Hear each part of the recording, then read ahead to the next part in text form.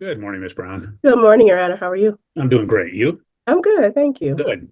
You can proceed when you're ready. Okay, before the court this morning is Terrence McClinton.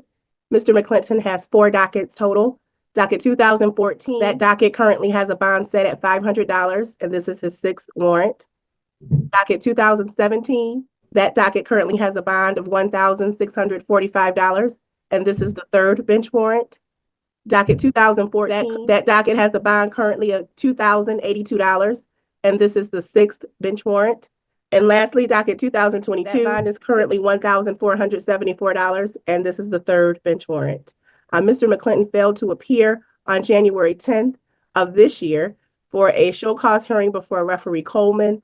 Friend of the court is asking that we set the next hearing on these four dockets on February 5th of 25 at 8 a.m. before your honor. Mr. McClinton's last payment on these cases was June of 24, and that was through an income withholding. Okay, thank you. You're welcome. Mr. McClinton, you're before the court, currently charged with civil contempt of court due to your failure to appear at a prior proceeding as a result of your failure to pay child support.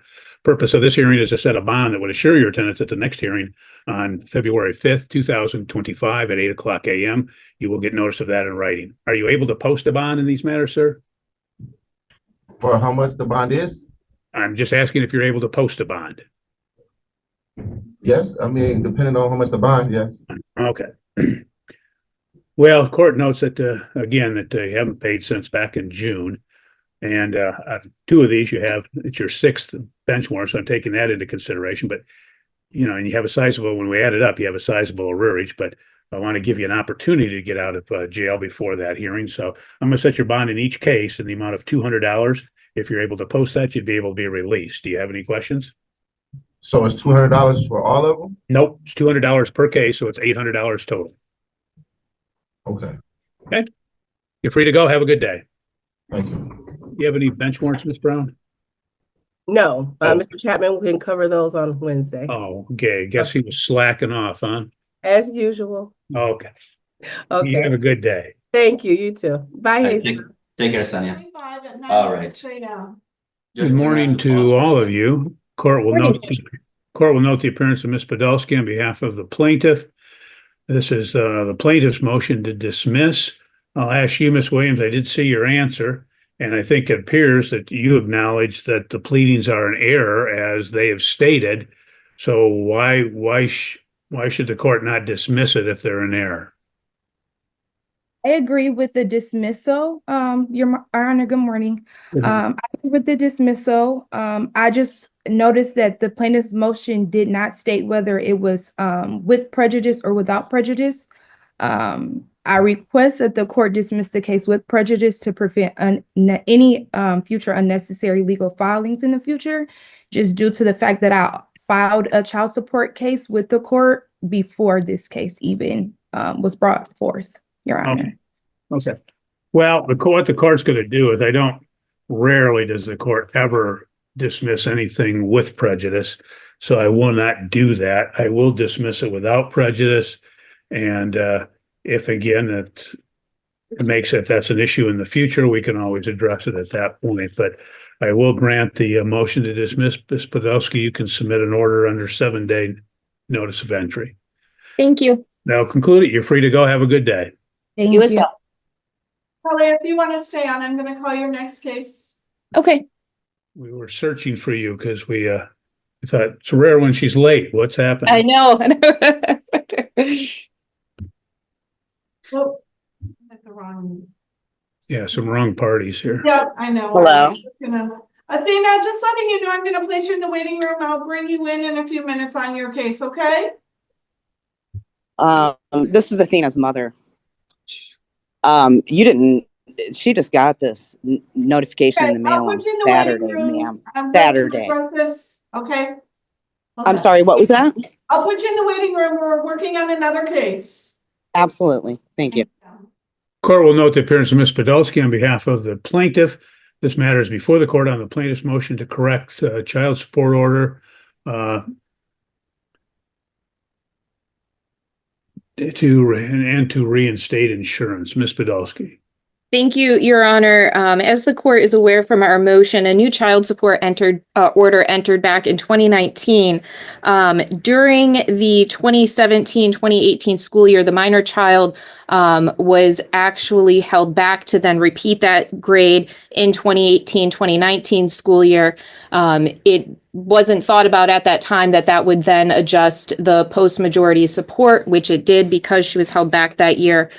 So when she turned 18 in November, support was discontinued.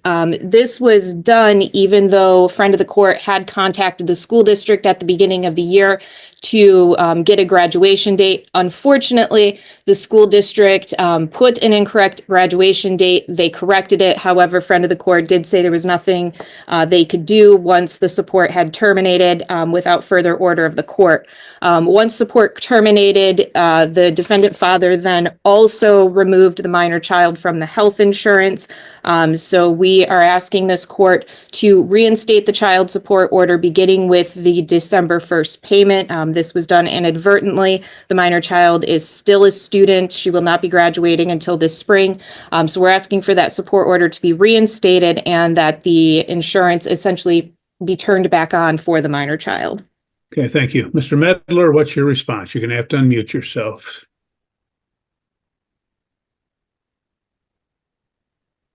Please unmute. You're still muted, sir.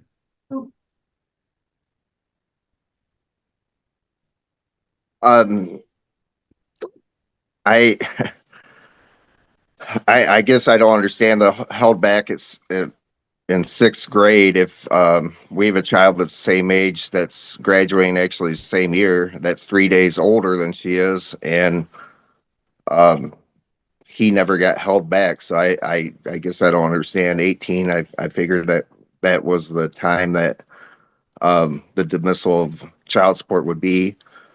As far as insurance goes, I have no issue putting her back on insurance. I didn't take her off. It was a child support order with the friend of the court sent into the to our insurance. I have no problem putting her back on insurance as long as she's a full-time student. The thing is that I have a concern about is the 90% payment that they have ordered towards me. I think that's kind of unfair in my part as far as that she is 18 years old. Okay. Well, what happens, so there is what happens was when your judgment or whatever got entered and your uniform child support order, they didn't include the language which would state that in the event that the child was still attending school on a full-time basis with a reasonable expectation of graduation, that it could be extended to 19 and a half. Okay. And that happens, especially when kids are held back. And so this is the typical scenario when that occurs. So I understand your issue, and but by the same token, the child still is in, high school, so support would still be required. So the court will grant the motion, which will correct and basically reinstitute, if you would, the support order up until the child graduates, presumably either in May or June of this particular year. The court will also reinstate and order the child be placed back on medical insurance. And Mr. Medler says he doesn't have any real issues with that. So, Ms. Podolsky, you can put that in an order and submit under 7-day notice of entry. Thank you. Okay, thank you all. You're free to go. Have a good day. You too.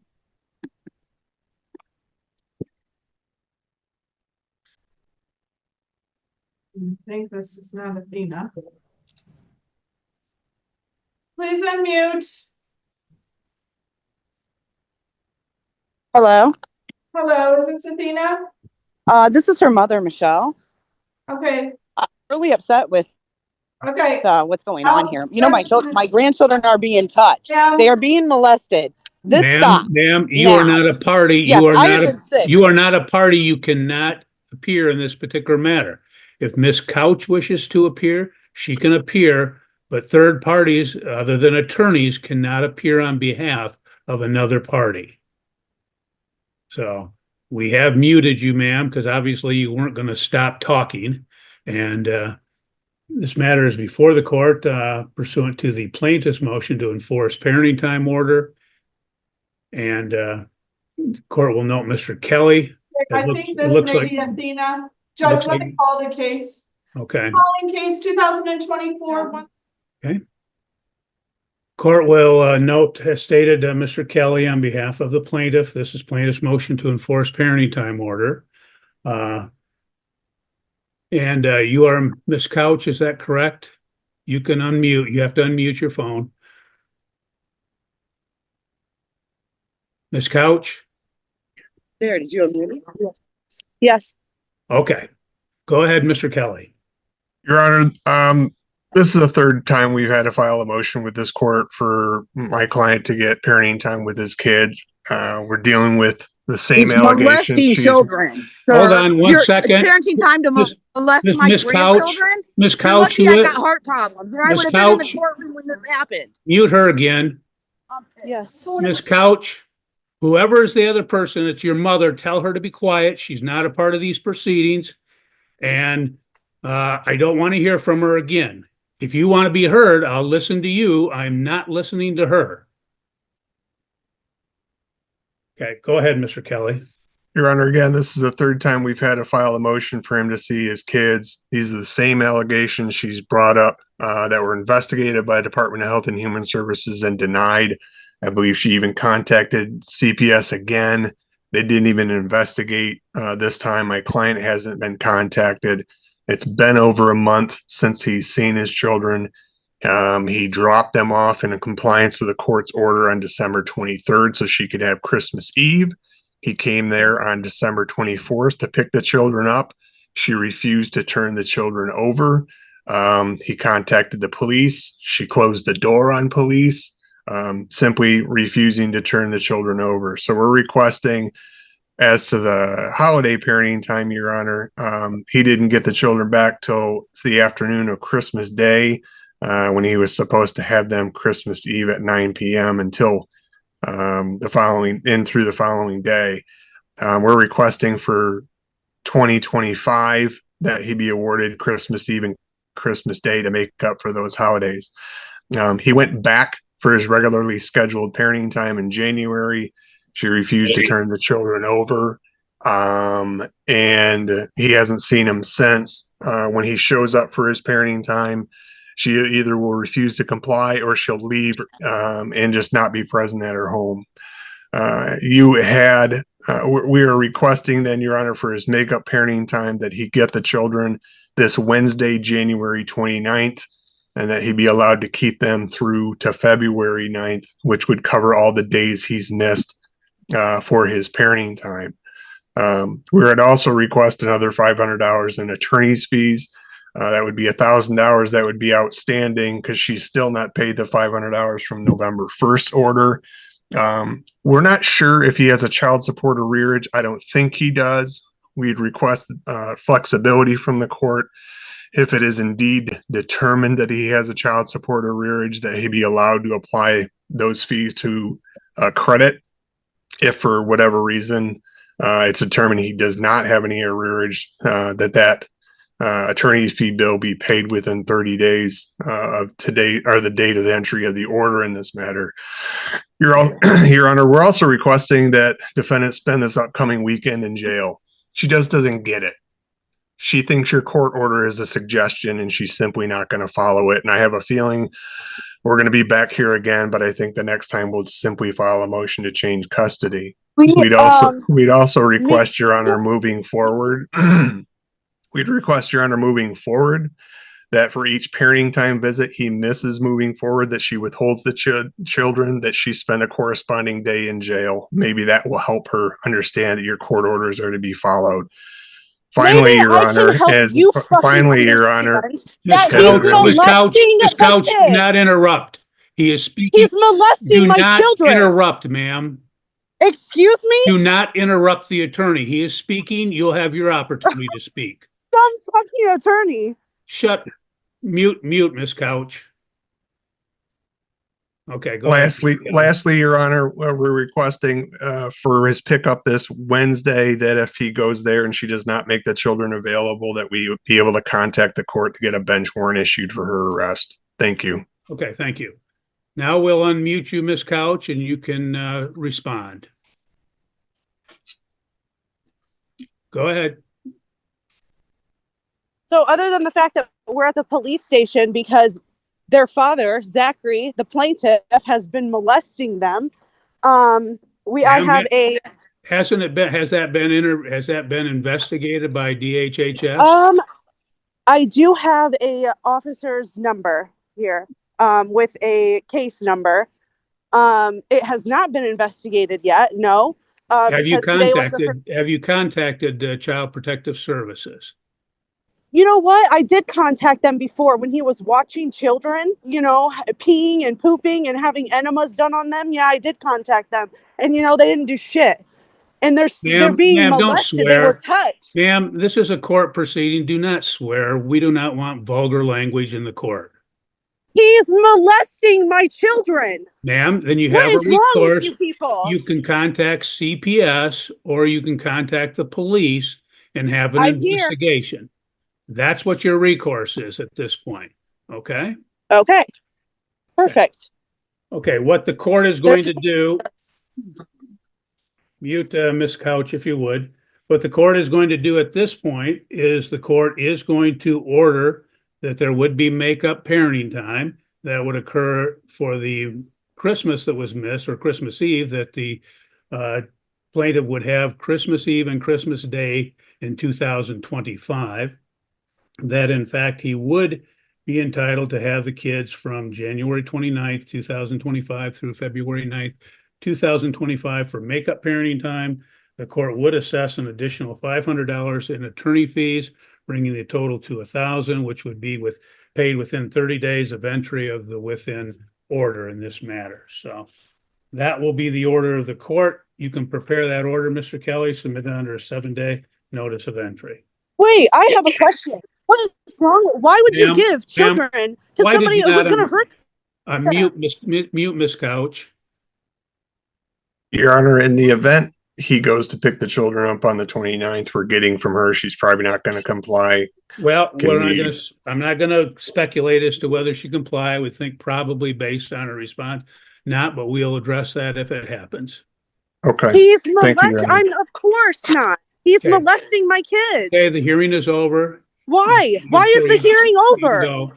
Why is the mute Miss Couch? Why does she keep coming back in if we mute her? She's unmuting herself.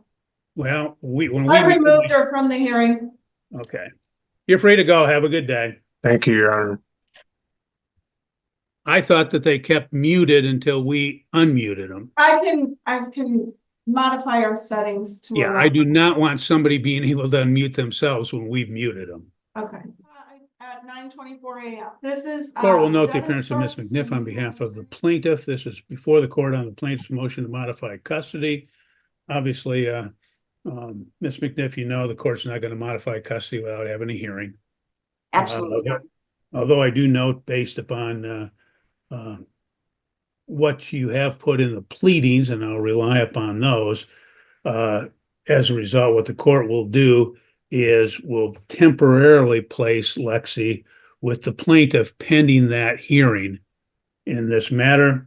And the court would order that she would be entitled to supervised parenting time to a supervisor agreed upon between the parties in the interim. Very well, Your Honor. Your Honor, I also forgot to ask if the court would prohibit the use of illegal substances during parenting time. It seems like a no-brainer, but yeah. Yes, the court would include that in the event that she does have the supervised parenting time, that she would not consume any illegal drugs at that point.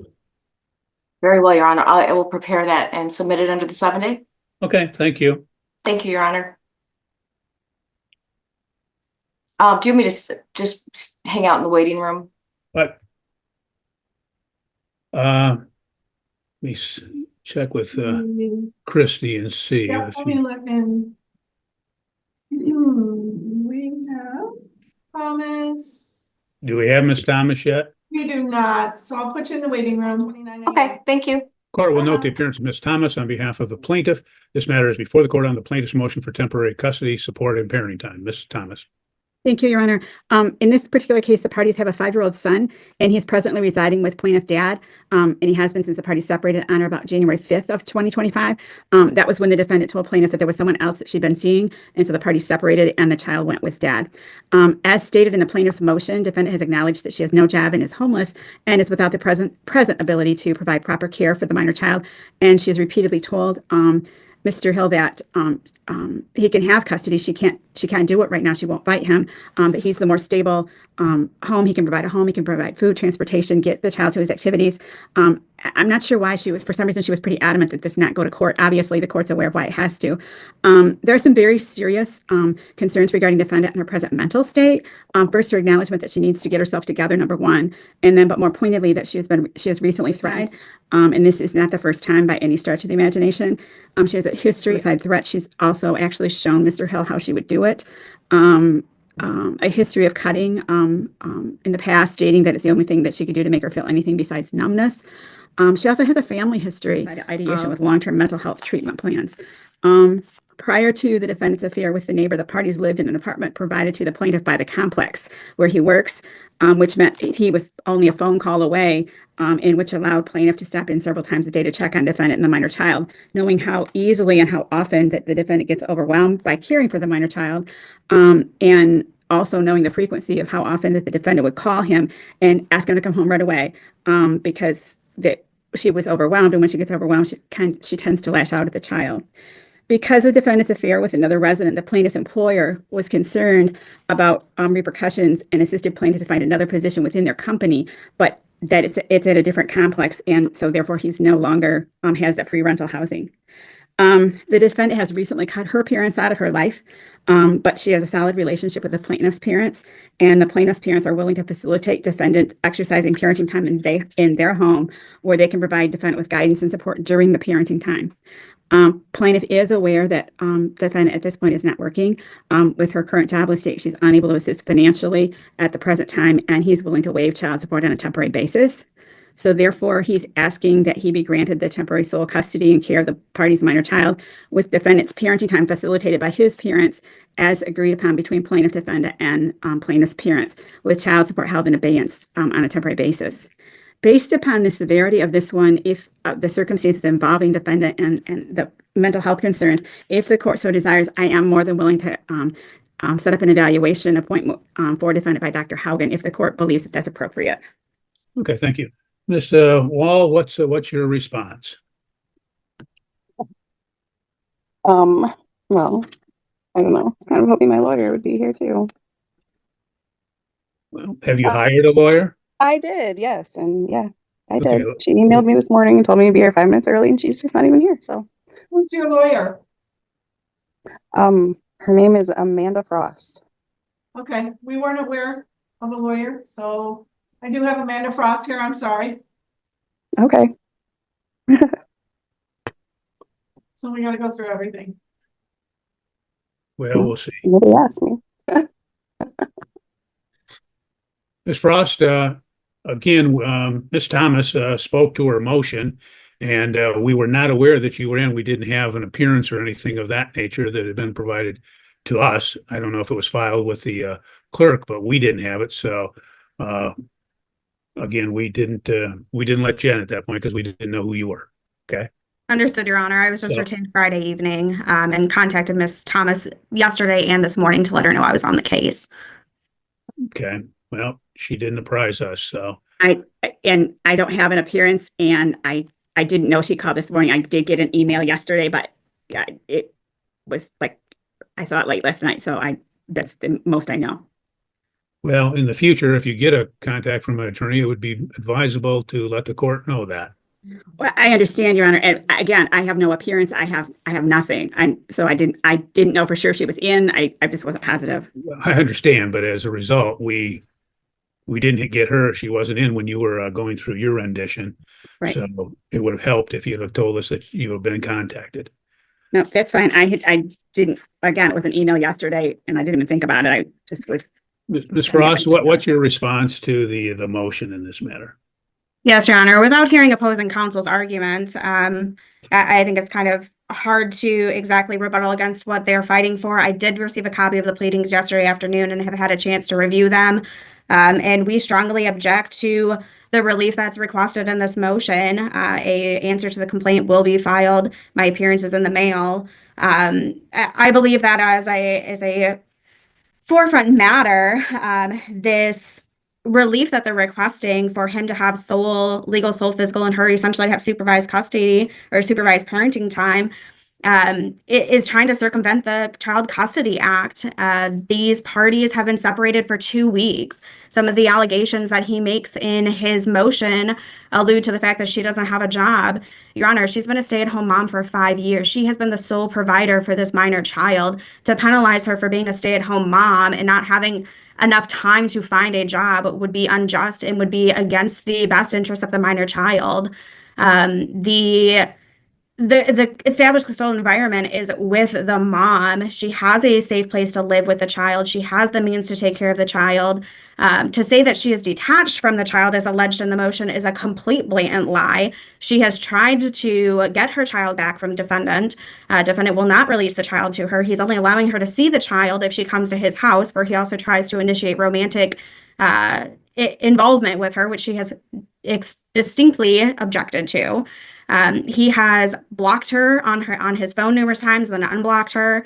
He has hung up on video calls between her and the child. So when he says in his motion that he's willing to foster a positive parent-child relationship, that is wholly untrue. She has. Okay, let's address some of the allegations. Ms. Thomas has stated that she turned the child over to the plaintiff and said that it was best that the child would be in his care, apparently because she had acknowledged she had some suicidal thoughts and acknowledged that she was being evicted as well. So speak to those allegations. Yes, Your Honor. My understanding of the situation, again, I was just retained on Friday. I've had minimal time really to talk with the client, but my understanding of the situation is that the parties were living rent-free in an apartment provided by the plaintiff's work. When they split 2 weeks ago, he went to the office and told them that she needed to be removed. So she was informed that she had to be out by the 8th of February. So is she facing eviction? No, she is being replaced from her housing because of plaintiff. As for the suicidal ideation, she has not made any indications that or any statements that she wants to self-harm or commit suicide. He has been very harassing towards her, including making threats to get the police involved when they have been working on their split. She let the child go with him for parenting time, intending that the child was going to come back to her, and he has refused to return the child to her. Okay. Ms. Thomas, any response? Just briefly, Your Honor, I'm not sure that there's been any due diligence on the part of counsel. I've not worked with her before. I don't know, but certainly the texts and things that I've seen do support what was stated in the motion, and the parties agreed. I mean, he left the home with the child. She knew that. As far as her being a stay-at-home mom, she did not work because she used the child as her buffer to not work. But again, he had to come home regularly during the daytime because that she wasn't really able to do it by herself.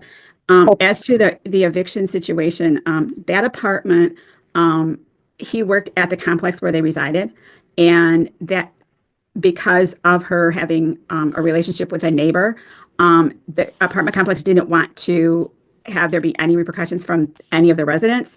So they helped him get a job at another apartment complex at the same company.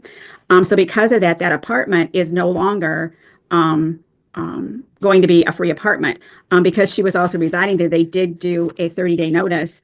It has nothing to do, I mean, he's not got an apartment. He's not working at that location. There's no apartment to go with his job anymore because he's not at that job. So she is not going to be able to be there, but it's not because he went and told, because there was an issue between him and a potential issue between him and a tenant. He had to report. He did that. That was what the apartment complex did. So she definitely, it's not like he tried to get her kicked out. That wasn't even how that happened. They said, well, as long as there's a potential issue with the neighbor, we're going to help you get another job. So that apartment is not even going to be there available to either of them. Okay. Anything else, Ms. Frost? Yeah, so I'd like to touch on a few things. They're alleging that he had to come home regularly to help her with the child. That again is untrue. He was working at the complex where he lived. If he chose to come home for lunch, great, he came home for lunch. There's one situation in which my client had hit her head and felt that it was safer to have the father come home to make sure that she was okay and that the child was well taken care of. That is what a responsible parent would do. He was not being called and texted regularly to come home to help her. Again, she was a stay-at-home mom at his request, is my understanding, and has been the entire length of the child's lifetime. She did not use the child as a crutch to not have to work. In fact, I've got text messages that verify that she wanted to get the child enrolled in school, and he's the one that wanted to keep the child home, which again prevented her from getting, a suitable employment because the child's home with her and he wanted her to homeschool the child for that year. There clearly is an impasse of ideas that's passing between the two parties, and ordering or awarding temporary custody to the plaintiff is going to do more damage to the child and remove him from a home where he has been primarily with his mother his entire life. Okay. Well, what the court's going to do is this is just a temporary basis. And obviously, it looks like there's no dispute. The parties did separate on January 5th, 2025. The child is in the plaintiff's custody at this time. The court is going to continue that on a temporary basis. The court gets troubled a little bit by the allegations of suicide on her part, and as well as mental health issues. So the court is going to have her have supervised parenting time at the plaintiff's parents' home 1 day a week on Saturday. It could be Saturday or Sunday, however they want to arrange it, from noon to 5:00 p.m. And Ms. Frost, if you wish to have your client get a psychological assessment and submit that, the court can revisit the matter at that time. Ms. Thomas, you can prepare the order and submit under a 7-day notice of entry. Okay, Your Honor, just to verify, we are holding support in abeyance, correct? Yes, the court is not. Okay. You stated that your client was willing to waive that in the Right. hearing, so the court will waive that at this time. Okay. Nope, that's fine. I just wanted to make sure what to further order. Thank you.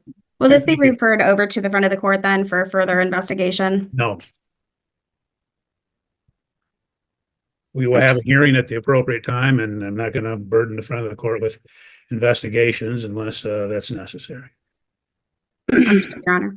You're free to go. Have a good day. Thank Thanks, you you. too. Thank you. 2025 at 9:44 a.m. Cindy, Court will you note wanna the take- appearance of Ms. McNiff on behalf of the plaintiff, Ms. Thomas on behalf of the defendant. Court will note that this is before the court on the defendant's motion to show cause, which was renoticed from last Tuesday, I should say, in this matter. And Ms. McNiff has filed a response. So Ms. Thomas, if you wish to proceed, I don't need you to reiterate your motion. I'm well familiar with that. Maybe respond to Ms. McNiff's answer. Oh, is she? No. Cindy, we cannot hear you. I'm sorry. I forgot to turn it back on because I turned it off when we were switching clients. Sorry. At this point in time, the plaintiff is claiming and alleging that first and foremost that she has followed the letter of the law, which in the letter of the order and the intent of the order, which we believe is absolutely not true. I have a MLS residential active agent detail report for that house, and it indicates the listing date was 1/18 of 25. So clearly that's when it was listed. It was prior to, after receiving the listing agreement. It definitely said off market when you pull up the house and look at it. It was listed 12 days after the date that it was ordered. Moreover, the house, this court ordered specifically that it was to be sold forthwith, and when counsel requested additional time to even get it listed, the court said no. So I don't know how that could possibly be then interpreted to that it would be okay to list it, not really have it live listing, just have a listing agreement, but it's not live. And also, and then asked for possession 30 days beyond the closing for one thing, which of course we've been accused of being retaliatory at this point. And then also it was contingent upon the seller finding suitable housing, which was certainly not ordered by this court and does not comply with listed and sold forthwith, which is exactly what the court ordered. We did receive a response from Ms. McNiff yesterday. Again, it's filled with excuses as to why it wasn't timely listed. Irrespective of what a realtor may or may not have suggested, the realtor doesn't trump the court. The court very specifically ordered the house be listed and sold forthwith, and that within 14 days, it was to be listed, and it was not. And the listing agreement was to be given to us within 14 days. We received the agreement, but it wasn't listed, and it wasn't listed until the 18th, actually. This is just being redundant now, Ms. Thomas. I'll let Ms. McNiff respond, and then. Well, you're right. If I can, there's a couple more things that were. Well, please don't just reiterate everything that's in the pleadings or what you've already said. Okay.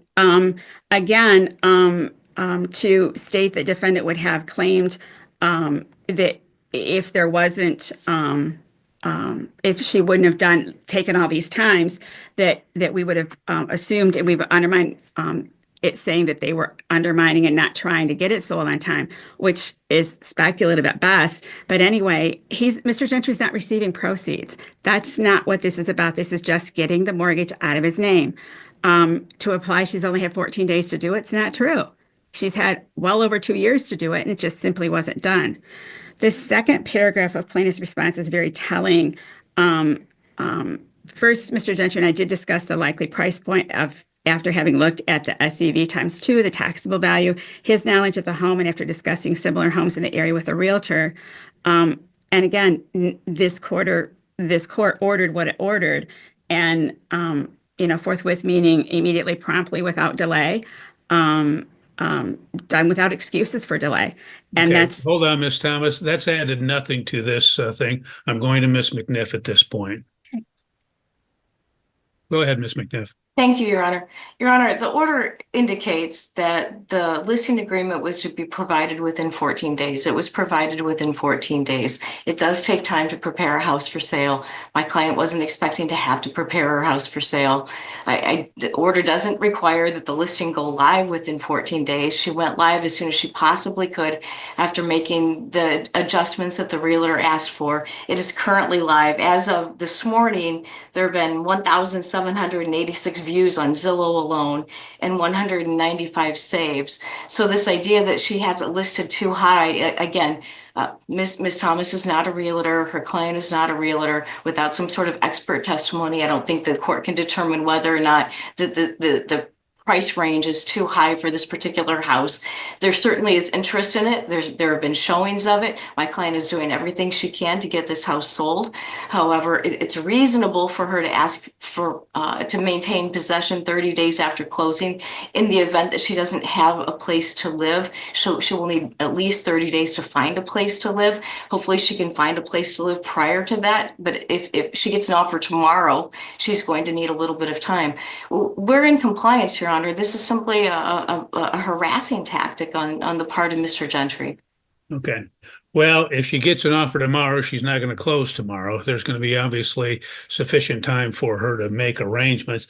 The court did not put any conditions on the listing or sale back when the court ordered it back on January 3rd of 2025. So the court isn't going to allow parties to come in and unilaterally put conditions. So the court is going to order that the property would be sold without conditions.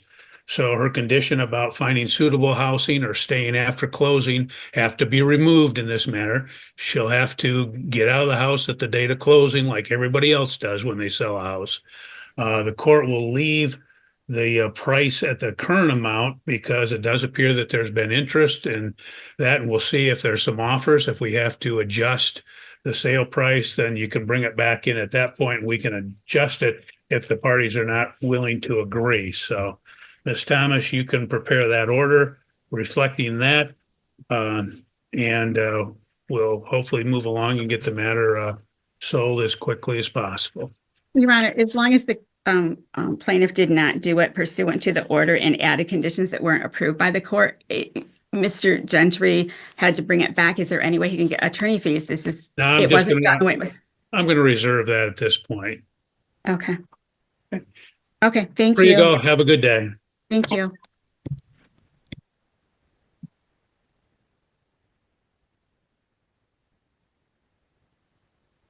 Okay, Sawyer, do you know if your client plans on appearing this morning?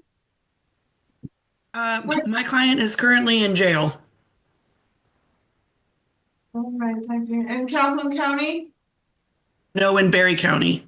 I do not have him present in the waiting room. Calling case I will note the 2000. appearance of Mr. Bartell on behalf of the plaintiff, appearance of Ms. Sawyer on behalf of the defendant.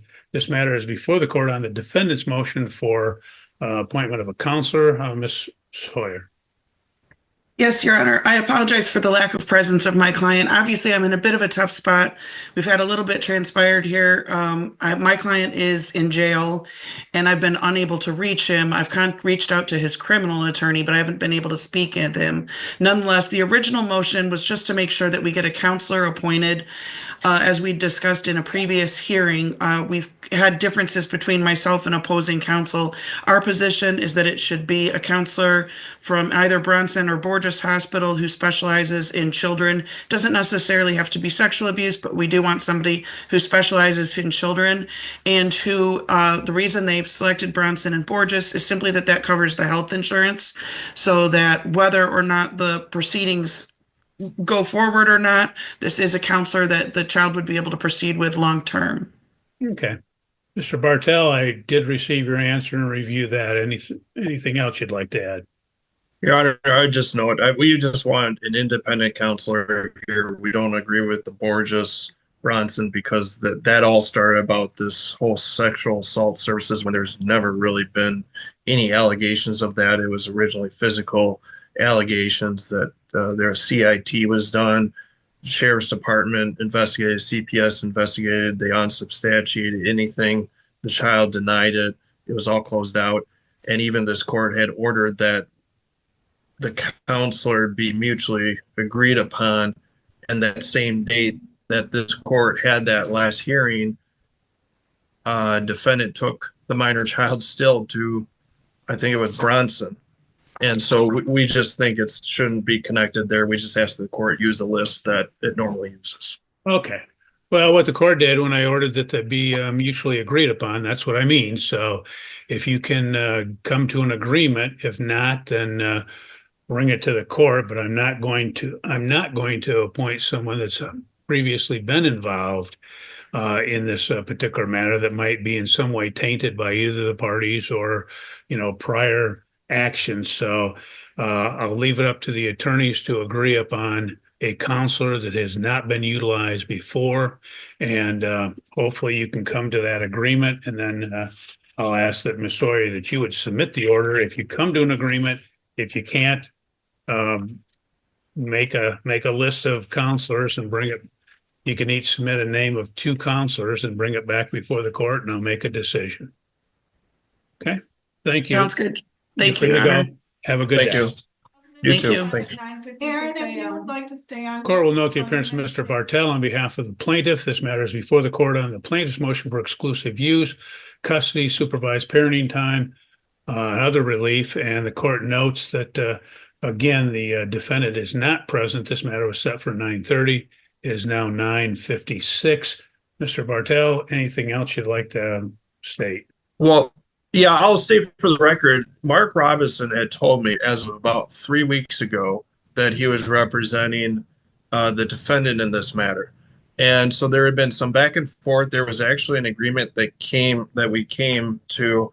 I circulated a proposed order last week. He said, "Oh, it looks great. I'm going to have my client in." I said, "Oh, I'm going to proceed forward, if I don't have it signed." So we're here. I guess I haven't received an answer. I know there's not an appearance by Mr. Robinson in there. When we renoticed this hearing, we sent it to Mr. Robinson and his client. So I'm just trying to be upfront with the court. I don't know if the court wants me to submit what Mr. Robinson in an email had said he was okay under the 7-day.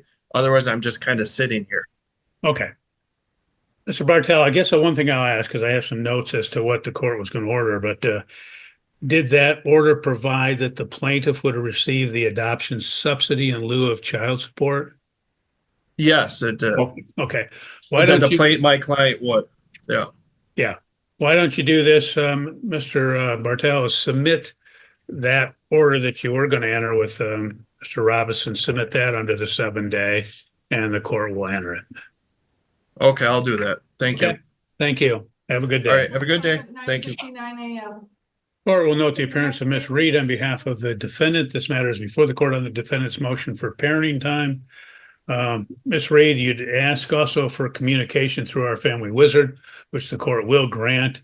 And you've asked for parenting time every weekend from Friday morning through Sunday at 6. Is that accurate?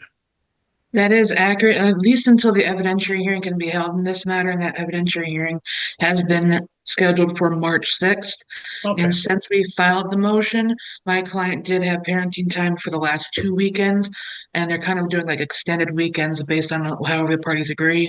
But we are asking for an interim order because there was a period where she cut off contact. Okay. The court will grant that particular relief on the weekends, as well as communication through our family wizard, and you can prepare the order and submit under 7-day notice of entry. The child's birthday is tomorrow, and he's requesting some birthday time. Is that possible? I'm not going to get into those nitpicking things at this point. We'll address that at the hearing. Okay. 2025 at 10:01 a.m. Court will note that this matter is before the court on the defendant's motion to set aside referee order in this matter. Mr. Brisky, you can proceed. Yes, I would just like to say that the amount that was given, I cannot support myself and my bills as well as pay that amount every month. Okay. I note that's what you basically, your objection is that you couldn't pay the support. Ms. Frey, is there any response you have to the motion? No. Okay. Well, in this matter, Mr. Brisky, what you have to understand is child support is set based upon child support guidelines, which is established by the state legislature. It's not set by the court. It's not set by the front of the court. The state legislature puts that in place, and they only allow the court to deviate under extremely limited circumstances, none of which are applicable in your case.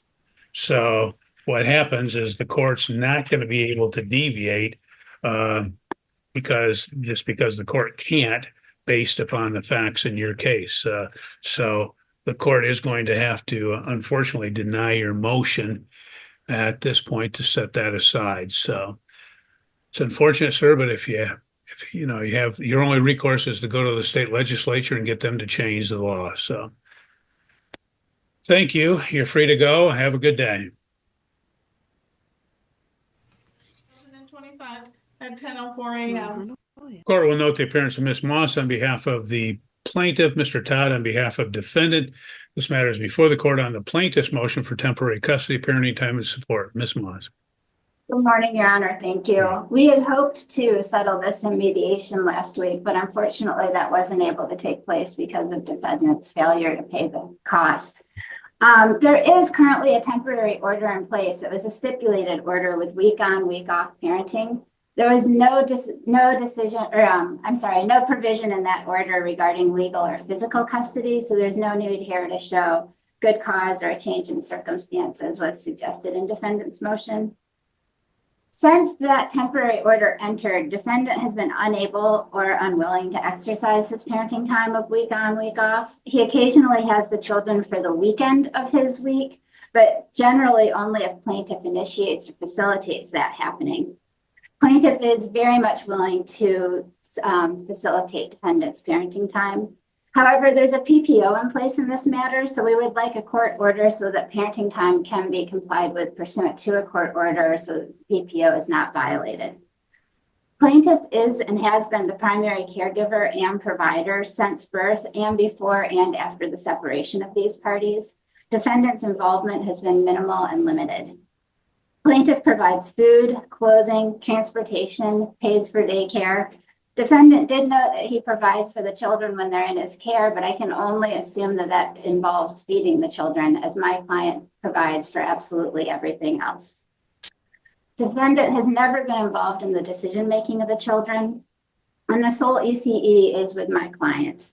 Regarding our request for sole legal custody, this is a case where the history of domestic violence warrants a finding that sole legal custody should be with my client.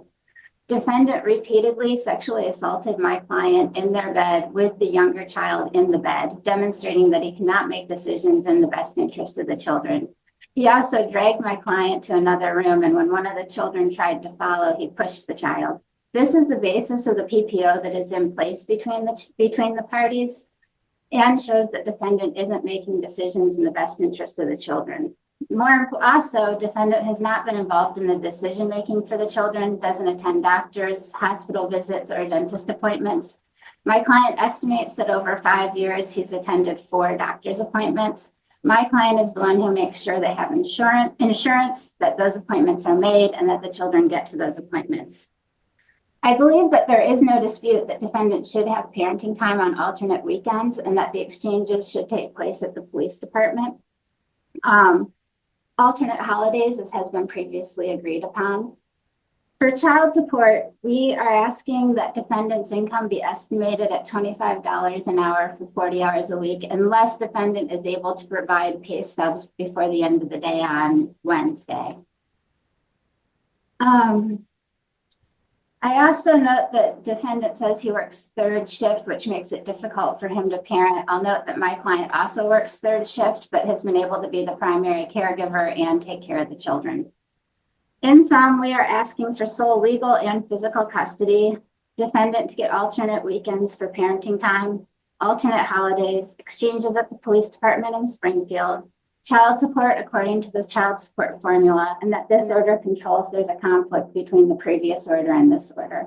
Thank you. Thank you. Mr. Todd.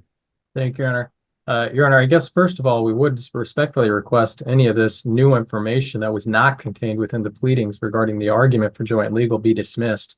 Unfortunately, we believe that that's absolutely trial by surprise.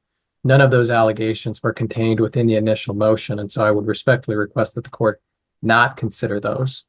We do believe that there's an established custodial environment with both parents, as evinced by the stipulated order. Had there not been an established custodial environment with both parents, the opposing party wouldn't have agreed to have every other week. And additionally, the parties prior to separation equally participated in child rearing. So we do believe that there hasn't been good cause or a change in circumstances sufficient to revisit custody and parenting time. There can be an established custodial environment without an order or with an order, so we do believe that it's with both parents.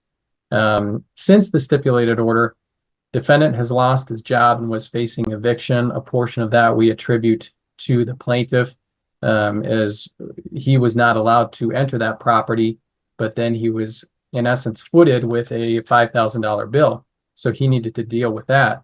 It's not uncommon for a divorce for people to have difficulty balancing new jobs and living situations.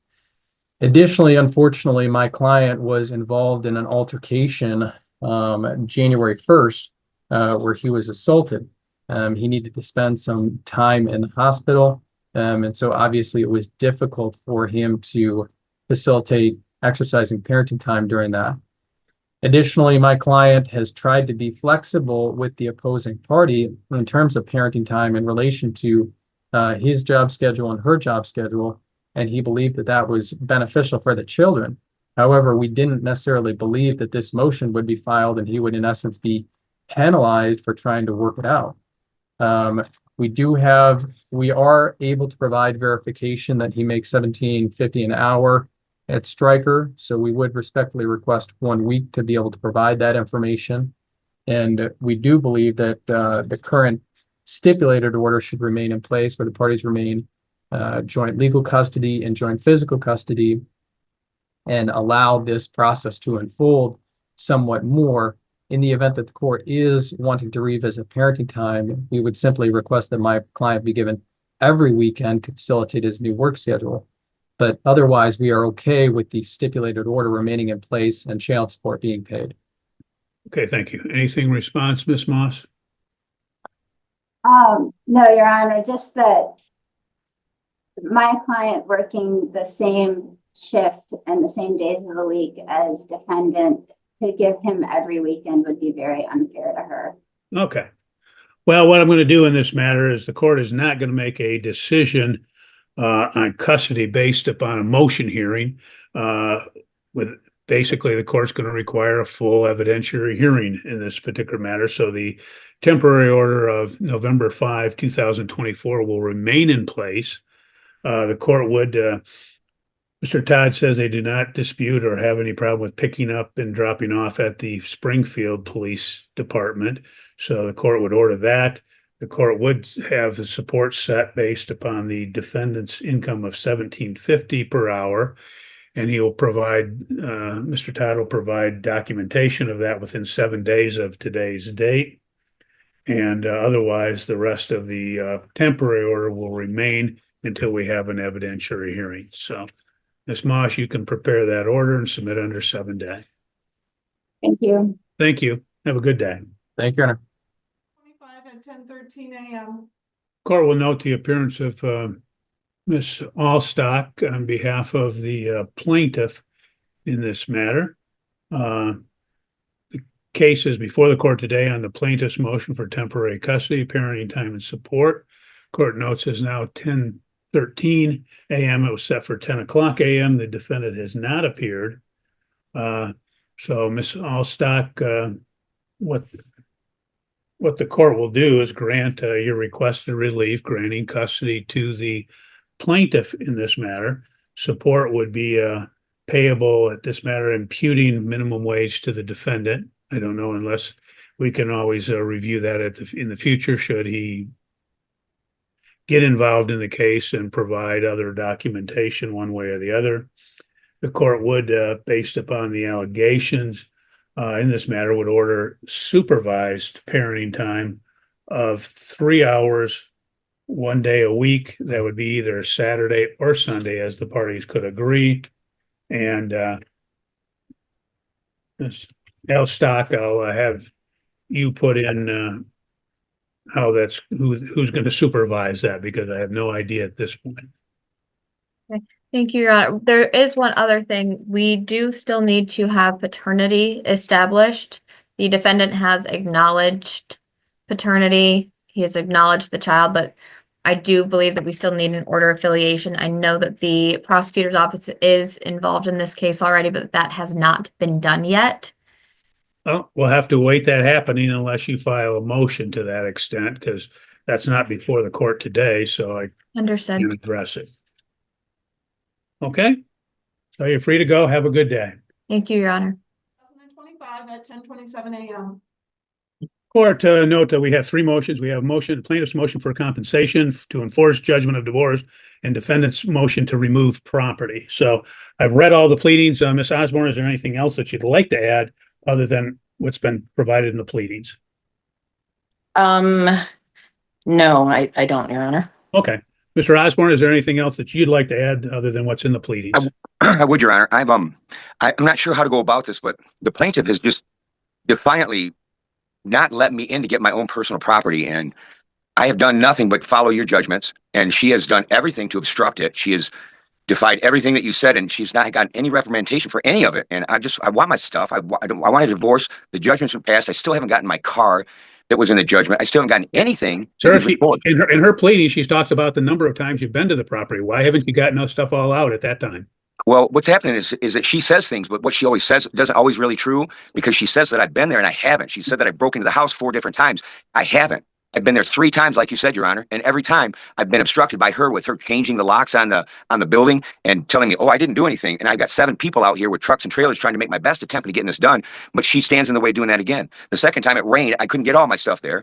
The third time, this last time, she did the same thing. She was not supposed to be there, and she was there. Did you do as she stated? Did you drill a hole through the door? I did, yes. That was what you asked. When I was here last time, Your Honor, and we had the same conversation, you said, when the court says to do something, Mr. Osborne, you do it. If the court says to get your stuff, I don't care if you have to drill the locks, if you have to kick the door in, I don't care. What the court says is get your stuff, and you do what you have to do. So that's why I did that. I was trying to get my stuff as you ordered.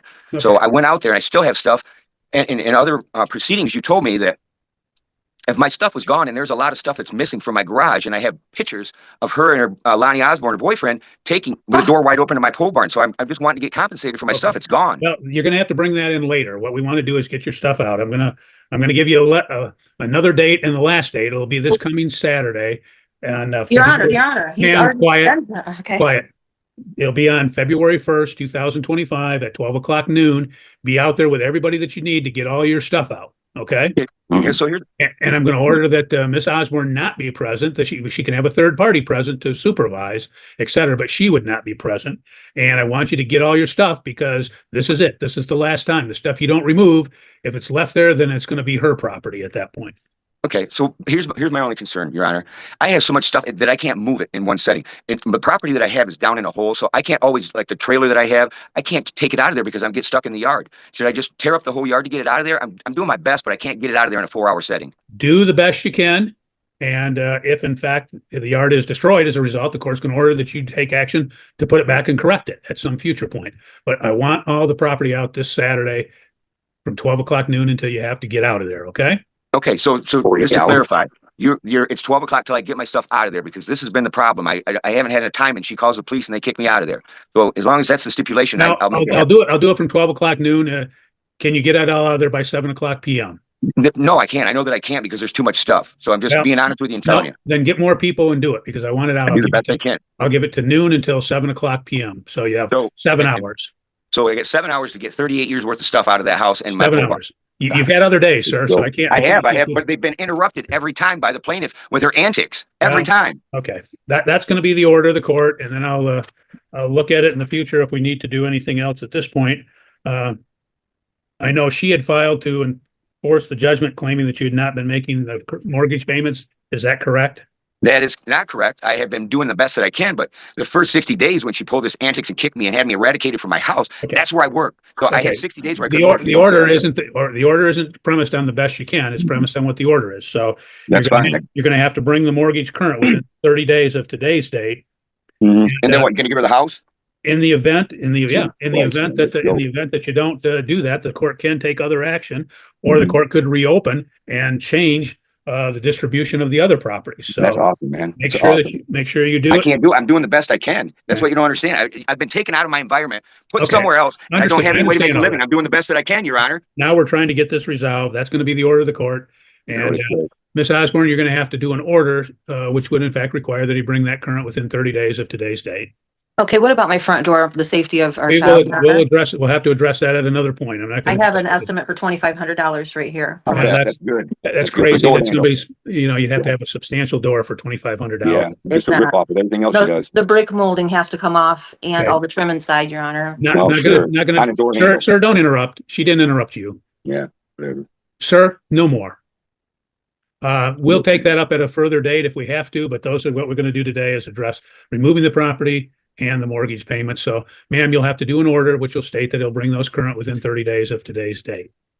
How do I do an order of that? You'll just look at the orders that are there and you'll have to prepare an order and submit under 17. I'm sorry, I can't hear over Mr. Osborne, Your Honor. Okay. Mr. Osborne, stop talking.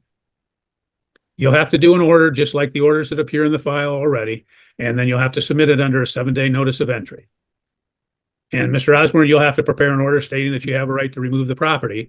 And on that particular date, up to 7 hours, and submit that under a 7-day notice of entry. So can I say something, Your Honor? What's going to happen here is I'm not going to get the paperwork, and then I'm going to go out there to get the stuff, and then she's going to call the police, and the police are going to come, and I'm not going to have the paperwork, so they're not going to let me in there, and I'm going to come back and you're going to tell me, well, it's all gone. I give you your last chance. Well, so hold on. If that's the case, Ms. Osborne, if he's not able to get it this Saturday, then the court will give him another date if in fact you are obstructing him from getting that property. So he's got from noon until 7 p.m. this Saturday to remove the property. May I say something, Your Honor? Go He's ahead. been out here multiple times. He drilled through the door instead of getting what he was supposed to get, which was his trailer in the backyard. He decided to come through the front door and cause. Okay. It was violent, and he stayed until December 1st, Your Honor, till 4 in the morning. Stop. Keep going. Just keep going. Sir, don't talk. We will address that at a future point. Those are the orders of the court for today, and submit the orders, and hopefully everybody will abide by them. If not, maybe somebody needs to go to jail until such time as they abide by the orders. So that will be the order today. You're free to go. Have a good day. Thank you, Your Honor. Fucking joke. fucking joke. Sir, 37 a.m. court will note the appearance of Mr. Wood on behalf of the defendant. This matter is before the court on the plaintiff's motion for modification of temporary parenting time and support. Mr. Butler, go ahead. How you doing, sir? Good. I would like to ask the court to modify the current parenting plan of our daughter Isabella. Based off of my third shift schedule. The reason for this modification is to ensure proper care can be given to Isabella from her father, as the current parenting plan isn't practical based on my third shift hours. We both share joint physical and joint legal custody. I will be officially going to first shift on February 4th from 7 a.m. to 3:05 p.m. I am asking the court to grant a 2-2-3 parenting schedule, as it is in the best interest of our child to consistently be cared for by both parties equally.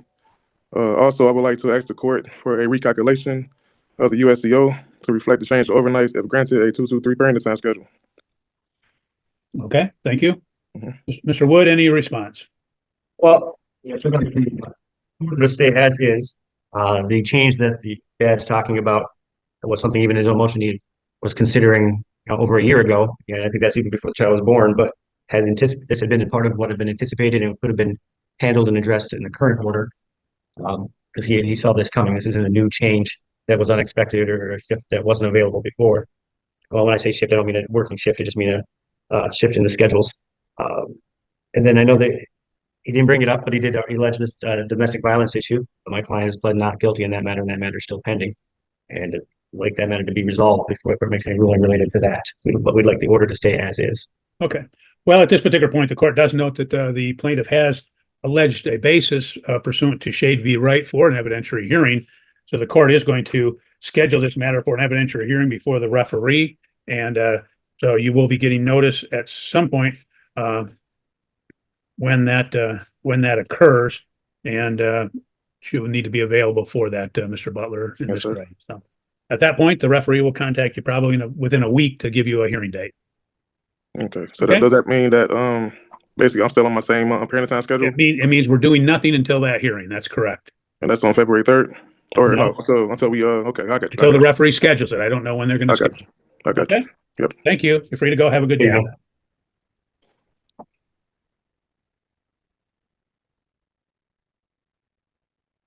2025 at 10:43 a.m. Court will note the appearance of Ms. McNiff on behalf of the plaintiff. This matter is before the court on the plaintiff's motion to hold defendant in contempt for violation of parenting time. Ms. McNiff. Your Honor, this is fairly simple. My client had the party's children during the Christmas vacation for the Monday and Tuesday, December 24th of the vacation. After that, Mr. Ritter had the children, and then he retained the children for the remainder of the Christmas vacation and would not let my client have the children for her portion of the Christmas vacation. So we're asking that this court hold him in contempt and also grant Ms. Ritter the children for Christmas vacation 2025 and grant their father the Christmas Eve that he would normally have for 2025. Okay. Okay. Mr. Ritter, what's your response? I would like to motion for an adjournment for legal counsel. Okay. Well, the court will adjourn the matter for 1 week so that you can have counsel present, and we'll address it at that point then. Same time. Thank you. Thank you. You want me to renotice it? No, we'll just put it back on for that date. Thank you, Judge. Court will note the appearance of Mr. Magnuson on behalf of the front of the court. This matter is before the court on the defendant's motion to set aside the referee order. Quite frankly, Mr. Blasky, when I looked at the order, I couldn't figure out what you were objecting to. So maybe you can enlighten me. I think it's too high. I can't afford it. And she has a job now too, and I don't understand why the child support's so high. Okay. Ms. Gray, do you have any response? No, but I don't know if I can do this here, Your Honor, but I am requesting for overnight stays when Mr. Blasky does have my children. You're going to have to file a motion for that. It's not part of these proceedings. So. Okay. Okay. Mr. Magnuson, maybe you can enlighten me. Yes, Your Honor. Just sort of going through and addressing the concerns that were brought up in the objection. One of the themes in this is that there was no attention paid to the other child. That's actually not the case. The case does consolidate, the order does consolidate the cases on page 3 of the order. The consolidation paragraph takes care of that. And by order of operation, the friend of the court will consolidate those and essentially run a 2-child guideline. So those concerns are being addressed in the order itself and will be addressed. As far as the health insurance, my notes indicate there was no mention by the defendant of any healthcare coverage that he has the child on. If that's been a change since the hearing, I would submit that he could file a motion and get that to change. He does mention deductions, things that he pays, union dues, and those types of things, which the guidelines do provide for. My notes indicate, and my review of the guidelines that we created indicate he was credited for $63 a month in union dues, $50 a month for his tools that he pays for, and the referee credited him for boots/uniform expenses of $300 a year. He talks about the income tax and all of that, the withholding that was accounted for in the guideline. That's pretty standard. And he also indicates his rent and his commute expense, which unfortunately the guidelines don't provide for. So I think everything was covered in the order. I guess the main thing is to let the defendant know that the other child is to be accounted for. That's in the order itself with the consolidation language. Okay, thank you. Do you understand that now, Mr. Blasky? Yeah, does it matter that she has a job or no? Well, I don't know what they calculated or took into place at that particular time. Nothing. If that's something that happened after that hearing, then you'd have to file a motion and That's why I filed. well, apparently you've had all your well, yeah, but when you file in the future, state what you want, because when I read your objection, I had no idea what you were asking for or alleging, because you didn't allege anything about her having a job now. You didn't allege that you have health insurance now. You just had a general objection that you can't pay it and you felt it was not correct. That doesn't tell the court anything. So do you have health insurance on the kids? Yeah, Blue Cross Blue Shield. Okay. What I'll do is, why don't you file a motion again, Mr. Blasky, with the referee, and state that that you do have health insurance, that she is working, that you have these deductions, and spell it out so the referee can look at that. And then the referee may modify it, or the referee may simply recalculate it based upon the information that you've provided, but likely is going to have some sort of a modified hearing in this particular matter. So What if I have no idea how much she works or what she gets paid? well, just you can cite where she works, et cetera, and then at that point she can bring in the information concerning her employment, or you can subpoena that if you wish to do so. Okay. Okay, Yeah, so what is this? So I have to redo this whole thing? you're going to have to file a new motion and set it before the referee, because the referee was the one that heard this, and so set it before the referee, and the referee will take another look at it at that time. Yeah. Okay, thank you. Free to go. Have a good day. Thank you, Your Honor. This matter is before the court on the plaintiff's motion to set aside referee recommended order. I guess I would state, so the parties are aware, the order shows that neither party appeared at the hearing back on December 20, 2025. When you don't appear at the hearings, this is what happens, because you're not there to present any evidence or address the issue. So, Mr. Seidel, why were you not there? Sir, I was at work that day and we had an emergency call and I did not hear my phone alarm go off to tell me that I had to be there. Yeah. So I do apologize for that. Well, what I'm going to do, I'm going to refer this back to the referee to have some additional hearings, because from what you've stated, there's some substantial things that the referee has to consider. But I will tell you, this is the last time. I won't refer to the referee again. So appear at the hearing, or else that order will stand. Okay. Okay? Yes, sir. Thank you. You're free to go. Have a good day. Yep. Thanks. You can proceed with your motion. Do you wish you just proceed with any argument that you have? If we need to take testimony, we'll do that. So what are you seeking? I mean, I'm not seeking, I wasn't seeking anything. Okay, well, we have your motion to modify, but you're not seeking to modify it at all? No. Okay, then maybe that was an error in some way. It looks like then, if you're not seeking to modify, then the only thing is that we have is defendant's motions, and he didn't get service upon you. We can proceed if you want to, but if not, he will have to refile those and renotice them. I mean, if we can just do it now, that's fine. Okay. So you're waiving service then, Ms. Whitaker? Yeah. Okay, thank you. Then Mr. Squires, you can go ahead with your motions. Okay. I'm asking the court to terminate this due to the fact that I don't have any intentions of causing any harm or killing or any kind of actions towards Miss Whitaker, let alone our kids. I don't believe that, you know, my kids are in any danger when it comes to me. I don't believe Miss Whitaker is in any danger when it comes to me as well. This PPO was filed, I Okay, believe. so hold on. Sir, what I'm going to do is I'm going to have you sworn in because you're doing more than argument, and I want to make sure that it's evidence. So we'll have you raise your right hand and be sworn in. All right. Sir, do you solemnly swear or affirm the testimony you are about to give shall be the whole truth and nothing but the truth? Yes, Your Honor. Okay, go ahead. I don't believe that there's no need for a PPO based on the fact that I believe this was filed in August of 2024, if I'm not mistaken. And I did not get served this until January 4th of 2025. That being said, the statements on there says that Miss Whitaker fears for her life. She fears for her kids' safety and lives as well. That being said, from August when this was filed till January of this year, 2025, me and Miss Whitaker have been on good terms. I lived at then, which was January 4th, and when I was served at grandparents' house of 3. So that's why I'm asking that this be dismissed. Okay, thank you. Ms. Whitaker, I'm going to have you raise your right hand, be sworn in, and then I'll take some testimony from you too. Do you solemnly swear or affirm the testimony you are about to give shall be the whole truth and nothing but the truth? Yes. Okay, go ahead, Ms. Whitaker. Tell me why you believe that we shouldn't terminate the PPO. I mean, it would be nice to not have to have one. I don't. Well, you can terminate it if you wish. I mean, you don't.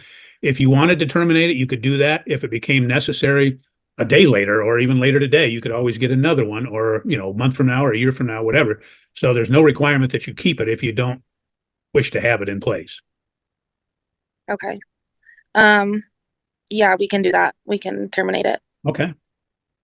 Okay, the court will do that. You understand, Mr. Squires, as I stated, if she has a basis for it, could be later today. If some altercation occurs, she could be back in tomorrow and seek another personal protective order. You understand that? Yes, Your Honor. Okay. And I'll ask you, Ms. Whitaker, are you doing this freely and voluntarily? Yeah. Has anyone threatened you, coerced you, using the undue influence, pressure, or promises to get you to terminate the personal protective order? No. Okay. Well, then, based upon your statements and your agreement in this matter, the court will terminate the personal protective order in this matter, and you're both free to go and have a good day. Thank you. You well.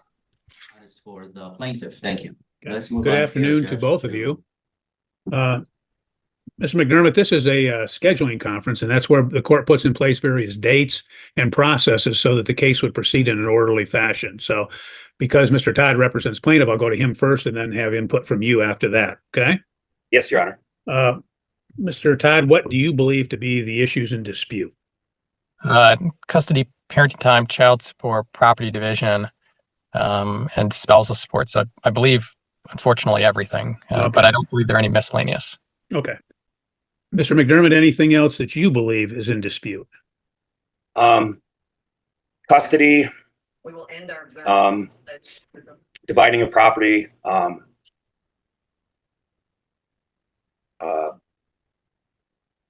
yeah, basically all that.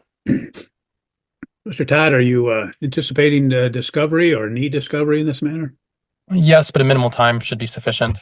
Okay. 60 days would be totally fine. Okay. Mr. McDermott, discovery is the process whereby you acquire information from the other side. You can do it through interrogatories, request for production of documents, depositions, or any number of other means. But what happens is we'll give you until April 1 to do that. So what happens is there's a process, and when you submit a discovery, usually you have a 28-day period where they have to respond. So you effectively have to get that in sometime in early March to be able to get it done before April 1st. We'll set mediation for April. Who would you recommend, Mr. Todd, as a mediator? John Brundage and then Kelly Podolsky as an alternate. Okay. Mr. McDermott, do you have any problem with Mr. Brundage serving as the mediator or Kelly Podolsky as an alternate? No, not at all, Your Honor. Okay. We'll put them in. That'll be April, so then we'll set okay, hold on.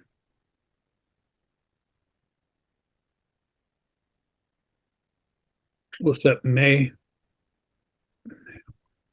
We'll set May 5th as the settlement conference date. Parties are required to be present unless we've come to a full agreement prior to that time. It'll be at 1:30. With that, that concludes the what I need for the scheduling order in this case.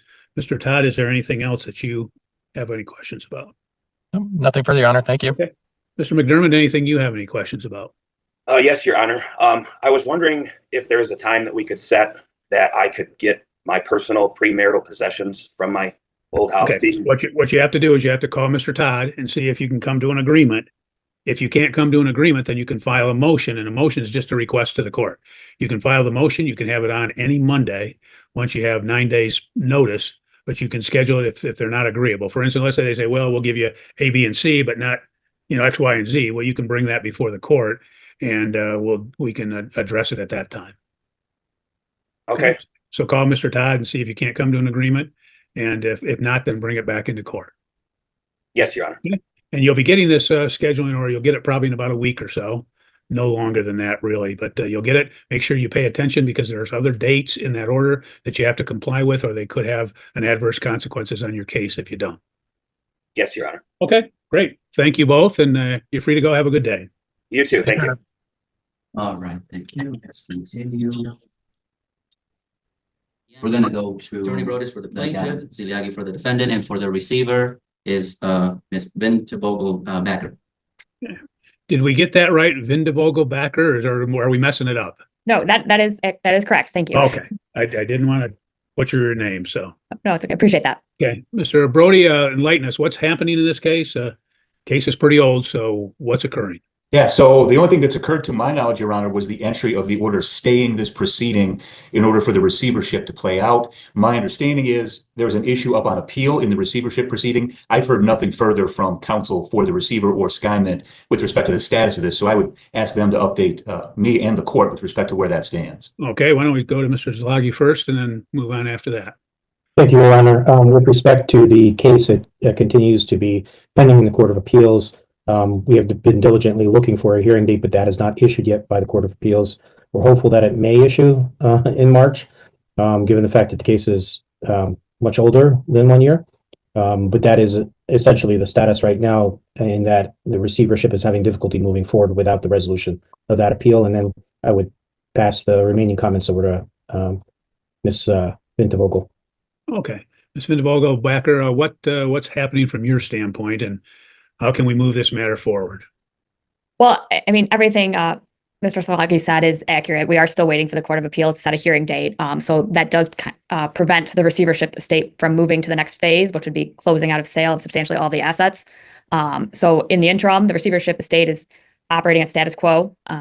And, that is essentially, our hands are slightly tied, Your Honor, until the Court of Appeals rules one way or the other for us to move forward. Well, just send them a nasty letter and demand it or something. That's all. I feel like that'll go over well. Yeah, I think it will. Okay. So, well, probably what we'll do is we'll probably set this out about 30 days. I hate to put it way out because, we want to, obviously it's really old. So we want to try to get it moving if we can, but if it stayed through the Court of Appeals, there's not much we can do, I guess. But we'll put it in about 30 days out and then see you back. And then hopefully you've got some good news at that point. I hope so too, Your Honor. Okay. Thank you. Thank you. Have a good day. You have a wonderful day. Thank you. For the plaintiffs. All right, thank you. Attorney Held or Attorney Kruger, and I have no defendants present. Okay, Ms. Held, enlighten us. What's happening? I know you just were able to accomplish service. Anything else happening besides that? No, Your Honor, we haven't heard from the defendant or either of them yet. Their answer isn't due until the 4th of February. So I hadn't expected anything, or we hadn't heard from counsel either, if he's getting one. Okay. Why don't we do this? We'll put it out about 30 days, have you back in. And then at that time, you should either have communication or know that they're not going to proceed. And then you can proceed with default or something. Okay, I will note there is a joint pretrial order due on the 6th of February. Is that also going to be adjourned? I just want to make sure that we're not. No, file everything. I file everything according to that. We'll probably have to extend it, but I file it that way, not knowing what they're going to do or if anybody's coming in. We'll still want everything filed that needs to be filed. Okay, understood. Okay, so we'll see you back in about maybe 30 days. Thank you, Your Honor. And Okay, I thank you. spoke at that time. She has since hired Ms. Capture's firm. And I've spoken to Ms. Capture, and we're hopeful to try mediation again. And we think we could be successful at another go around here. This is a custody case. This isn't a divorce. So we don't believe we're pressed up against any timeline. So we're hoping the court would allow us additional time to participate in mediation again. Do you have a date, or are you looking for? We were coming to you first. They just contacted me Friday to let me know they were retained. So Okay, why don't we do this? Is we'll give you, see if you can't get into, I don't know if you're going to use John or not, but if you can get to him in February, we could maybe have this reset and come back in March. okay, yes, we're gonna try with John. Okay, what I'll do is I'll have it set up for mid-March, and hopefully you can get into him and get it before that time. Okay, great. Okay, we'll let you go then and not hold you up anymore. Have a good afternoon. Thank you so much. Bye. All right. Okay. Thank you. Well, let whoever wants to speak, as this is the settlement conference, and I know that we have a motion set for next week in this matter. Anything else happening at this time? Maybe you can tell me, Mr. Polerman. Good afternoon, Your Honor. John Polerman on behalf of the court-appointed receiver, Charles Bullock. Your Honor, the business does continue to operate. It's been hand to mouth. A few weeks ago, we thought closure was imminent. We have been able to gain some additional efficiencies. There's actually 2 buildings at the property that are used for the cannabis grow operation. We've been able to wind down one of those buildings and lay off some staff and then keep the other building fully operational. That has generated some cost savings.